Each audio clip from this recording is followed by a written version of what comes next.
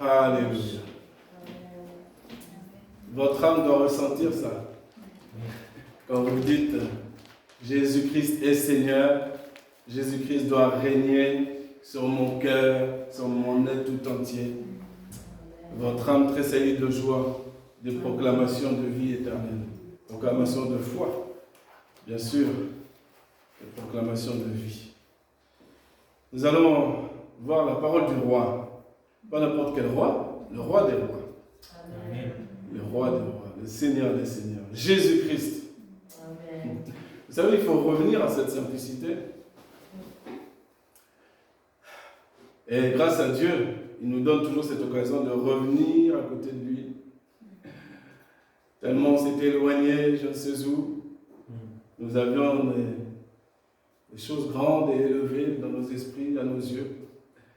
On a cru aux mensonges de l'ennemi, aux fausses paillettes. Et pourtant, le titre de l'histoire, il est bon. Hein? Vous savez, Dieu, l'ennemi peut vous faire mettre dans votre esprit d'aller évangéliser tout un quartier. Tu prends ta Bible, tu descends, puis tu y vas. Le titre de l'histoire est bon. Mais si Dieu ne t'a pas envoyé, tu vas avoir des problèmes. Eh oui. Mes brebis entendent ma voix et elles me suivent. Elles ne suivent pas l'étranger. La voix des étrangers, on ne les suit pas. On ne les suit pas. On ne suit pas la voix de Daniel. On ne suit pas la voix de Pierre, Paul ou Jacques. On suit la voix de Jésus-Christ.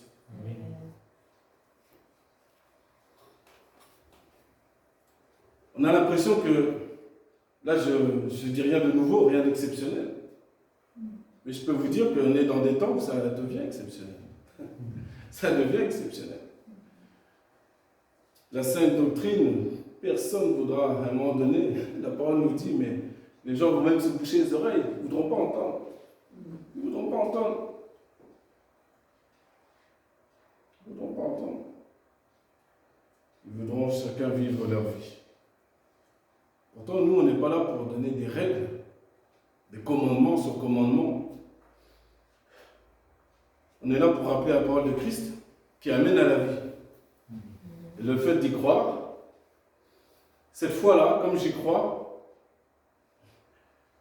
tout doucement, petit à petit, eh ben je vais mettre en pratique la parole de Christ. Et en mettant la parole de Christ, je vais découvrir, ah oui, effectivement, il y a quelque chose qui se passe. Quand je prie pour mon collègue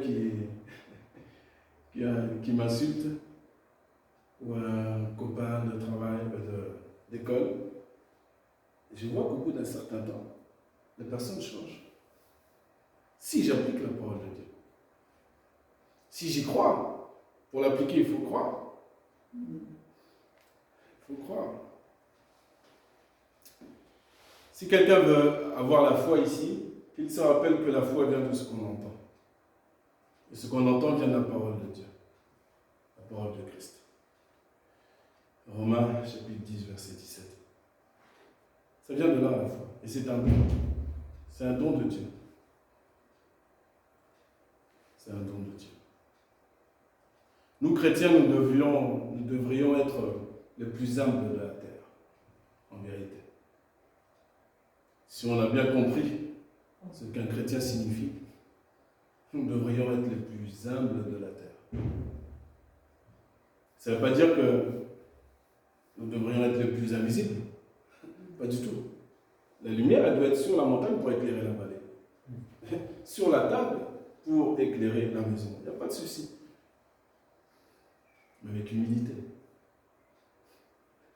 Avec humilité. Ouais.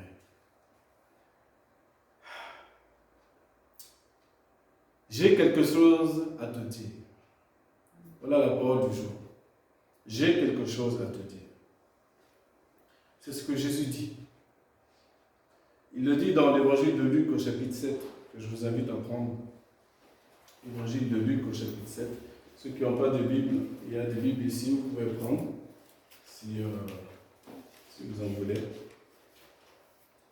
C'est spécialement pour vous.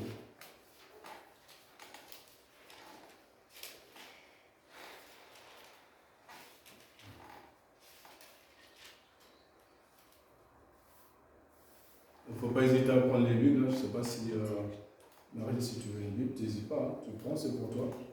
Nous, on a reçu gratuitement, on donne gratuitement. Voilà. Donc il faut profiter. Voilà. Dans le monde, on croit qu'on nous donne gratuit parfois. Une bouteille achetée, une offerte.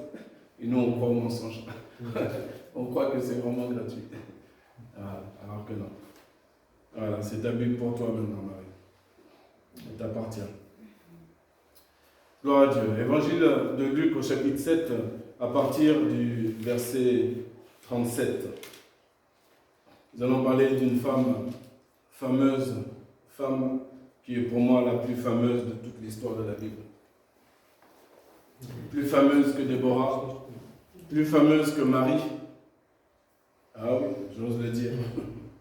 J'ose le dire. Plus fameuse que n'importe quelle autre femme que j'ai pu voir dans la Bible.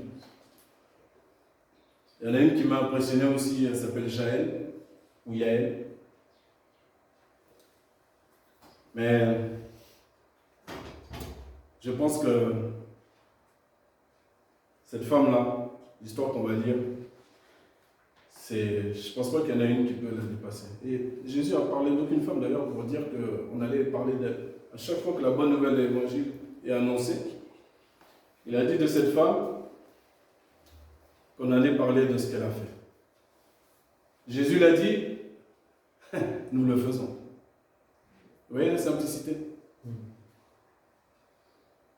n'ai pas besoin de mettre le message en animation, PowerPoint ou autre, diverses et variées animations. La simplicité de l'écriture. Commençons à lire et on va se régaler ensemble. Et voici une femme dans la ville qui était une pécheresse et qui savait qu'il était à table, c'est-à-dire Jésus-Christ, dans la maison du pharisien, apporta un vase d'albâtre plein de parfums et se tenant derrière à ses pieds et pleurant, elle se mit à les arroser de ses larmes et elle les essuyait avec les cheveux de sa tête et couvrait ses pieds de baisers et elle les oignait avec le parfum. Et le pharisien qui l'avait convié, voyant cela, dit en lui-même, celui-ci, s'il était prophète, saurait qui et quelle est cette femme qui le touche, car c'est une pécheresse. Et Jésus répondant lui dit, Simon, j'ai quelque chose à te dire. Et il dit, Maître, dis-le. Un créancier avait 2 débiteurs. L'un lui devait 500 deniers et l'autre 50. Et comme il n'avait pas de quoi payer, il quitta la dette à l'un et à l'autre. Dis donc, lequel des deux l'aimera le plus? Et Simon répondant dit, j'estime que c'est celui à qui il a été quitté davantage. Et il lui dit, tu as jugé justement. Et se tournant vers la femme, il dit à Simon, vois-tu cette femme? Je suis entré dans ta maison. Tu ne m'as pas donné d'eau pour mes pieds. Mais elle a arrosé mes pieds de ses larmes et les a essuyés avec ses cheveux. Tu ne m'as pas donné de baiser, mais elle, depuis que je suis entré, n'a pas cessé de couvrir mes pieds de baisers. Tu n'as pas oint ma tête d'huile, mais elle a oint mes pieds avec un parfum. C'est pourquoi je te dis, ses nombreux péchés sont pardonnés, car elle a beaucoup aimé. Mais celui à qui il est peu pardonné, aime peu. Et il dit à la femme, tes péchés sont pardonnés. Et ceux qui étaient à table avec lui se mirent à dire en eux-mêmes, qui est celui-ci qui même pardonne les péchés? Et il dit à la femme, ta foi t'a sauvée. Va-t'en en paix. Amen. Amen. Extraordinaire. Extraordinaire scène. Extraordinaire. Quand vous lisez chaque histoire de la parole de Dieu, mettez-vous la scène, si vous le pouvez, qu'il y ait des images. Vous savez, quand, par exemple, vous parlez avec quelqu'un d'un sujet et vous ne comprenez pas trop ce qu'il vous dit, et vous faites répéter à la personne, et à un moment donné, ça devient plus clair. Et là, vous dites l'expression, qu'est-ce qu'on dit? On dit, je vois ce que tu veux dire. Vous connaissez cette expression? Je vois ce que tu veux dire. Il y a l'image, elle est nette. Et de la même manière, nous aussi, nous devons voir. Nous devons apprendre à avoir une image nette d'une histoire. Alors, on peut la lire dans Matthieu, on peut la lire dans Marc aussi. Mais là, dans cette histoire-là, ce que j'aime bien avec Luc, c'est qu'il donne des détails que les autres évangélistes ne donnent pas, qui sont très importants. Alors, ça commence par nous dire que la femme est pécheresse. Bon, c'est comme ça. Une femme de mauvaise vie. Une femme qui a dû, comme l'a dit dans ses proverbes Salomon, qui a dû ramener beaucoup de jeunes hommes à la mort par divers artifices et autres. Peu importe ses péchés. Cette femme-là, en fonction de ses nombreux péchés, la parole nous dit qu'elle a beaucoup aimé. Elle a beaucoup aimé comme nous. Ça s'est manifesté concrètement. Elle a acheté un parfum de très grand prix. Elle a fait comme la petite veuve. Vous vous rappelez? Quand on donne les trésors au temple, là, ici. Petite veuve qui est venue, qui a mis, peut-être, je ne sais pas si c'est la valeur de 5 centimes d'euros, je ne sais pas. Elle a mis, et Jésus l'a élevé, cette veuve. Nous, sur le plan humain, si tu vois une pièce rouge, elle ne va pas attirer ton attention. Non. On ne va pas comprendre la valeur de cette pièce.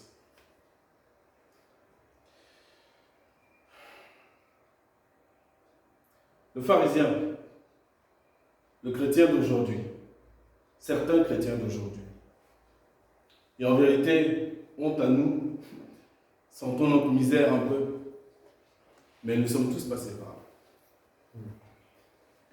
Même sans savoir, il ne faut pas rêver. Nous sommes tous passés par là.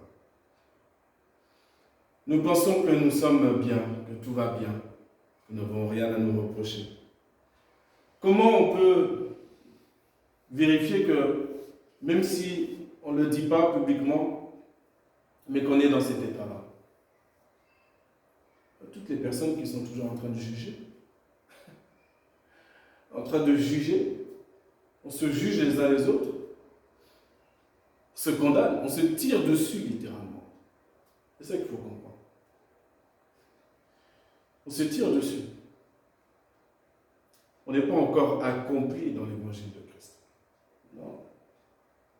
On connaît des versets. Mais il nous faut des années pour connaître des versets, des années pour comprendre et des années pour devenir. Et c'est là que Dieu nous attend. Quand on va paraître devant Dieu, la Bible nous dit que toutes nos œuvres là, elles vont être éprouvées dans le feu, par le regard de Jésus en flamme de feu. Et on verra si l'œuvre tient debout ou pas. On verra l'intériorité de la personne. Est-ce que tous les éléments que Dieu a mis en place afin de brûler toutes nos scories qui sont en nous, pour notre bien, pour circoncire notre cœur, est-ce qu'on a accepté toutes ces étapes de notre vie, toutes ces épreuves? Est-ce qu'on a accepté ce cheminement de Christ, où on a fait un peu des zigzags, et puis on continue à se juger les uns les autres? Je parle du jugement de condamnation. C'est bien de ce jugement-là que je parle. C'est une pécheresse. Voilà son état. Lui, là, il est comme ça. Elle, là, elle est comme ça. C'est-à-dire que tu figes la personne. Tu figes la personne. Et donc, tu ne la verras pas comme il faut la voir. Pourtant, tu aimes et nous aimons qu'on nous dise que nous sommes en Christ, donc nous sommes une nouvelle créature. N'est-ce pas? Pour nous, il n'y a pas de problème. Mais il faut que je vois l'autre de la même manière. Quand Dieu va nous ramener des personnes diverses et variées, ça peut être des punks, ça peut être des toxicos, ça peut être des gens très alcooliques, différents cas, et qui vont se donner sincèrement à Jésus. Comment je vais l'appeler? L'ancien alcoolique? L'ancien drogué? Ou je vais l'appeler mon frère? Mon frère. Il y a des gens, on est depuis presque 7 ans. Il y a des personnes, je n'ai jamais entendu m'appeler mon frère.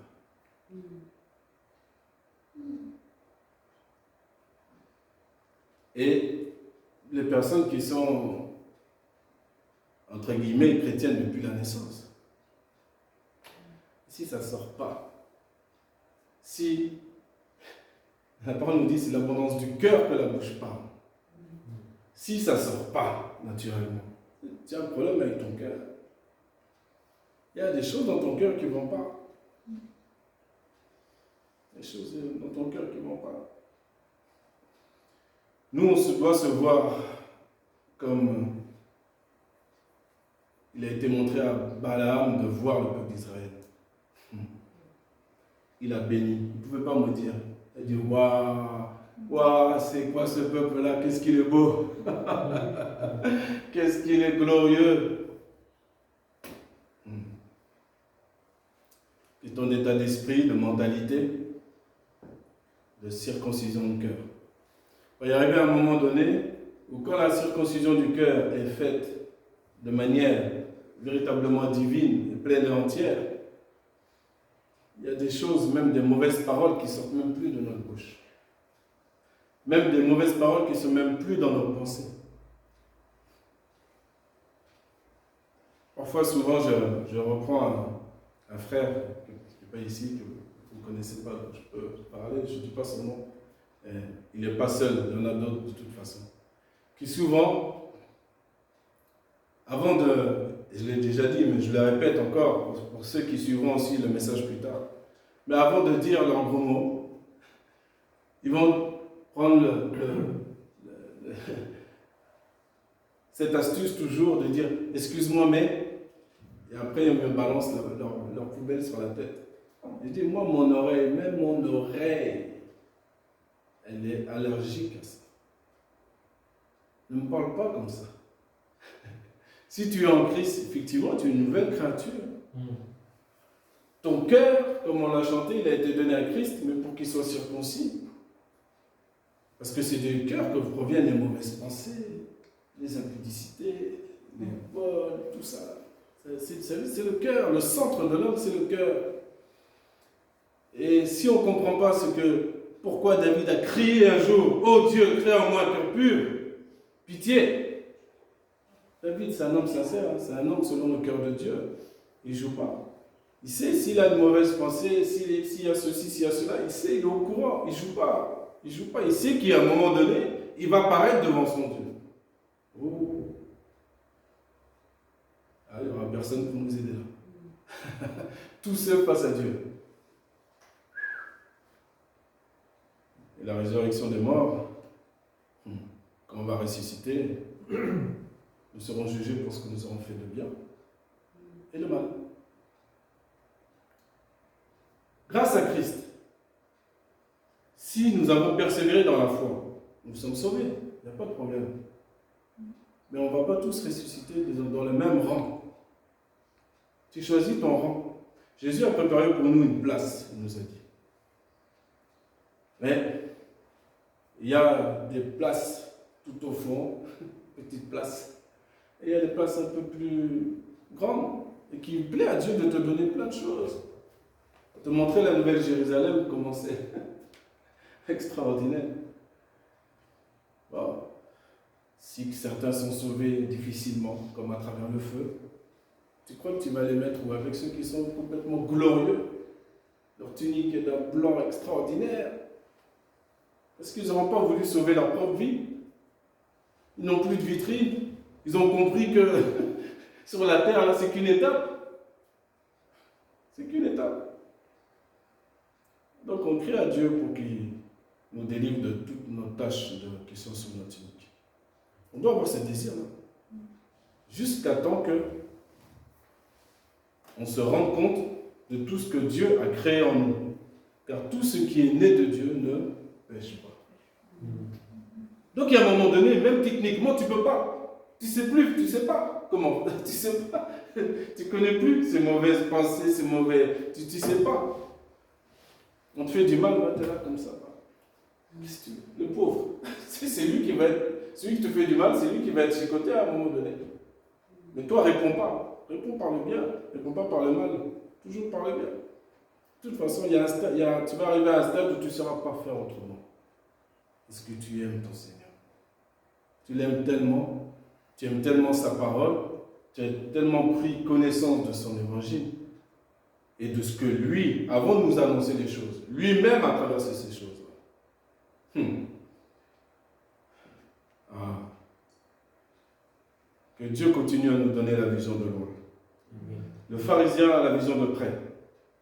Il voit, il est basique, terre à terre, cette femme, elle est condamnée. Jésus la voit d'un autre œil. C'est-à-dire que le pharisien, il voit même pas les pleurs de la femme. Il ne sent même plus le parfum qui est déversé. Il n'est pas là-dedans, lui.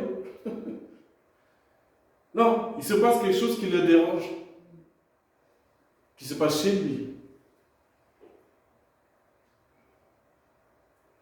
Jésus veut faire aussi des choses en toi, chez toi. Peut-être que ça va te déranger. Si tu réagis correctement, si tu observes, si tu reçois avec douceur ce qu'il est en train de faire dans ta vie, et que tu marches sur ton orgueil, cet orgueil, il faut s'en occuper, je vous dis.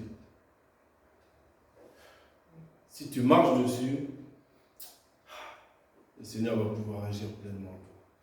Et au lieu de voir une scène, le pharisien, au lieu de voir une scène où quelqu'un pénètre chez lui, touche le maître du moment, est-ce qu'il a invité Jésus? Donc il est content d'inviter cet homme célèbre. Mais en 2 secondes, vous voyez, quand on est charnel, ce qui se passe. On peut faire croire qu'on est spirituel parce qu'on invite le maître du moment dans sa maison. Et puis le quartier est au courant. Quand tu invites, tout le monde est au courant. Ah, il est venu chez toi? Ah oui. Ah, d'accord. Bon. Ou alors, pour nous, pour l'image contemporaine, pour nous, tu pourrais avoir des personnes qui te disent: ah, tu vas à l'église, toi? Ah, dans ton travail, qui dit: ah, tu vas à l'église? Ah, d'accord. Ah, tu crois en Dieu? Ah, oui, d'accord. Ils sont impressionnés au départ, puisqu'on est dans un monde complètement impie. Il faut compter sur le doigt de la main ceux qui croient qu'il y a un Dieu qui existe. Donc, ils vont avoir cette première approche, peut-être d'être impressionnés par toi. Puis tu vas leur dire ceci, tu vas leur dire cela. Puis peut-être un jour, ils vont venir à l'église. Puis peut-être du temps va se passer et qu'ils vont découvrir que finalement, tu es comme le pharisien. Parce qu'ils t'auront entendu juger, condamner quelqu'un. Et ça, c'est pas bon. Ça, c'est pas bon. Nous devons nous évangéliser nous-mêmes. Laisser Christ être construit en nous, dans l'homme intérieur. Et alors, naturellement, tu vas parler quand tu auras à parler, tu auras à agir quand tu auras à agir, mais avec puissance. Avec la démonstration de puissance. La démonstration de puissance, dont la parole parle, ce n'est pas seulement pour ouvrir les yeux des aveugles. Mais ça, c'est plus attirant. Parce que si tu es employé pour poser ta main sur un aveugle qui voit, ben les autres voient aussi. Les autres voient que ta main a été utilisée. Et si tu n'es pas vigilant, tu vas tomber dans l'orgueil. Si tu crois que la puissance, c'est que ça, non. La puissance, c'est aussi aller visiter les veuves et les orphelins. La puissance, c'est aussi marcher sur son orgueil, faire demi-tour et aller demander pardon à celui qu'on a offensé. Pas juste aller dans sa chambre et puis dire oh, Seigneur, pardon, je te demande, pardonne-lui. Non, va voir la personne. Va voir. Vous envoyez SMS. Ici, on est à la région des SMS. SMS, mail, on se cache derrière. Bon, c'est dommage. C'est dommage. Il faut savoir qu'à un moment donné, Jésus va venir vers nous au temps où on ne l'attend pas. C'est comme ça qu'il fait Jésus.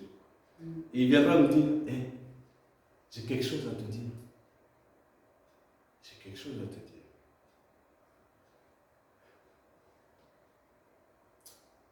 Le pharisien a vu tout ce qui est mauvais. Jésus a parlé de tout ce qui est bon. Vous voyez? Et nous, on doit faire la même chose. Quand quelqu'un vous parle d'une personne, de tout ce qui est mauvais la concernant, rappelez-lui tout ce qui est bon. C'est simple. Vous devez sentir, sauf si vous aimez, vous savez, il y a des gens qui sont comme dans les proverbes, là. Ils aiment toutes les nouvelles, savoir tout ce qui se passe, et tout ça. C'est comme, ça descend dans leur cœur comme des friandises, de la parole. Non, il faut rappeler ce qui est bon. On doit savoir à un moment donné, quand on dépasse la mesure de l'écoute. L'idée, ce n'est pas d'être orthodoxe, rigide. Non, on écoute, ok? Puis à un moment donné, on dit, ah, là ça dépasse, là ça dépasse. Donc le Saint-Esprit va vous donner des astuces, en douceur, avec amour, parce que nous sommes censés être remplis de cet amour-là, pour retourner la discussion et rappeler tout ce qui est bon. Rappeler ce qui est bon. Rappeler ce qui est bon. Cette femme extraordinaire a mis sa vie en jeu. Alors elle, c'est pas je te donne mon cœur. C'est je te donne tout. Tout. Je suis une femme, contextuellement. Je suis une femme. Je suis connue comme pécheresse. Je ne suis pas chez moi. C'est pas grave. Le maître est là, je vais y aller. Là où il n'y a pas Jésus, c'est pas la peine d'aller. S'il y a Jésus, on ne s'occupe pas des choses autour. On va droit au but. Si on entend la parole de Dieu, si Dieu nous parle dans notre cœur, on ne commence pas à dire oui mais, ou oui aussi. Non. Ce que Dieu t'a dit, c'est ce que Dieu t'a dit dans ton cœur. On ne s'égare pas ni à gauche ni à droite. Elle a donné sa vie. Elle a osé toucher un homme. Ses pieds. Oh. Parfum de très grand prix pour des pieds. Jésus a dit, même ma tête là, tu n'as même pas mis une goutte d'huile sur ma tête. Ses pieds, ses membres, qui sont les plus dénigrés, parce qu'ils marchent par terre, en sandales, à l'époque, il y a la poussière sur les pieds et tout ça. Ce n'est pas les membres les plus jolis, les plus... Voilà. Il y a été. Ses yeux n'ont pas vu des pieds, ses yeux ont vu autre chose. Et son cœur a vu autre chose. Et quand c'est comme ça, on se donne à fond. On se donne à Jésus à fond. Et en vérité, vous savez que même si Jésus a dit aux pharisiens cette constatation, que lorsqu'un homme a peu de péché, je dirais, lorsqu'un homme croit qu'il en a peu,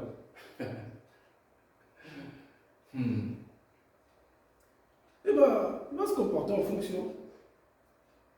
Petite prière, petite louange, comme ça. Tout ce qui va te donner à Dieu, tout ce qui concerne Dieu, tout ce qui concerne Dieu dans son ensemble, Christ, l'Église, etc. C'est un petit peu. J'irai dans mon prochain. Et non. Si Dieu te donne un chant, si Dieu te donne une prière, si Dieu te donne un passage à lire, à cœur, si tu es disposé, Dieu va te donner, va faire en sorte que tu sois utilisé pour édifier l'Église, pour l'édification commune. Il faut être prêt. Il faut être disposé. Tu ne pas à gauche, à droite ce qui se passe. Non, non, pas du tout. Donc il lui a dit, voilà, c'est comme ça, ceux qui pêchent peu, ben, ils aiment peu. Donc déjà, ça le fait asseoir, hein, de position.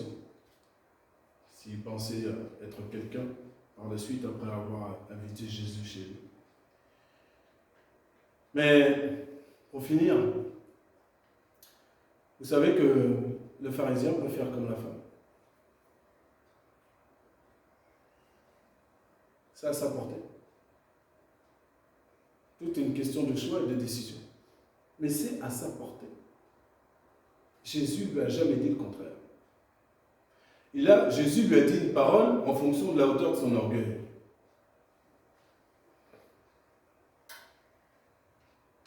Mais Jésus, dans sa justesse, il n'a pas été au-delà. Il n'a pas été au-delà, comme avec Caïn et Abel. Il dit à Caïn, quand tu voudras faire bien, voilà, pas de souci. Mais là, c'est mal. Là, l'offrande que tu m'apportes, je suis désolé. Je la vois comme Jésus voyait les gens, soi-disant pleins d'argent, qui venaient mettre leur superflu. Et Jésus a vu la petite veuve avec sa pièce rouge. Il a fait waouh! Elle là, il l'a élevée, il a dit elle a tout compris. Elle a tout compris. C'est-à-dire que ce qu'il y a dans le cœur des gens se manifeste toujours à l'extérieur. C'est une question de temps et ça se manifeste sur tous les secteurs de notre vie. Dans l'église, en dehors de l'église, mais ça se manifeste. Ça se manifeste. La lumière est venue pour cela d'ailleurs, révéler les cœurs. Amen. Pas pour nous mettre dans la honte, pas pour nous condamner plus que... Non. Pour nous soigner, nous guérir, nous ressusciter en quelque sorte, tout simplement. Tout simplement. Alors il est toujours prêt pour le pharisien. Et si nous avons été ou si nous sommes, je ne parle pas au futur parce que j'ai la foi et l'espérance que nous ne serons plus jamais dans la situation du pharisien. Nous resterons concentrés, bien sûr. Mais voilà, Dieu est là pour nous faire changer d'attitude, pour nous donner accès à la repentance, nous pardonner. Si nous confesse nos péchés, il est fidèle pour nous pardonner. Il est fidèle. Il est fidèle. Donc dans un sens, nous devons être libres, vivre libre, rappeler qui nous sommes, notre identité en Christ, qui est très important, qui a un positionnement en vérité. Ce sera un autre message, mais qui est très élevé. Nous sommes effectivement assis dans les lieux célestes, comme dit le livre aux Éphésiens. Ceux qui ont cette compréhension et qui cette parole est accomplie.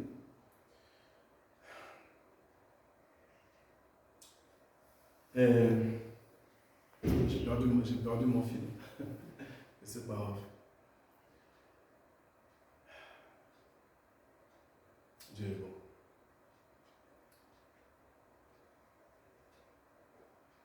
C'est pas grave. Nous sommes assis dans les lieux célestes. Nous avons cette conscience aussi de ne pas marcher en hypocrisie. Tout simplement. Et d'être des véritables enfants de Dieu. Car le monde verra que nous sommes enfants de Dieu, pas par notre savoir et notre connaissance. Non. Par l'amour que nous avons entre nous. si on veut savoir comment on doit s'aimer, eh bien nous prenons 1 Corinthiens 13. Il y a un petit programme assez sympa là-bas. Gloire à Dieu. Béni soit l'Éternel. Prions le Seigneur. Allez, notre Dieu, nous te bénissons pour ta parole.